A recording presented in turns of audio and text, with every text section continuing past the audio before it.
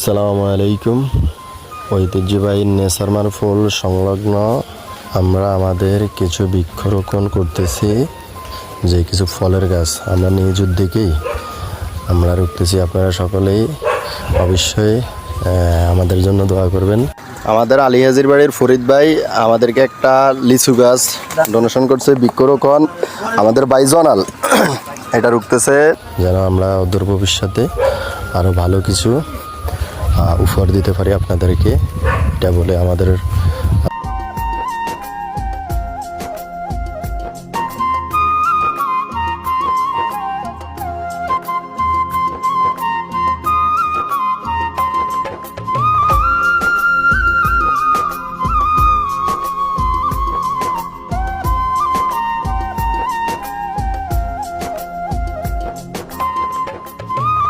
আজকের মতো আমরা এই বৃক্ষরোপণ শেষ করলাম। আল্লাহ হাফিজ।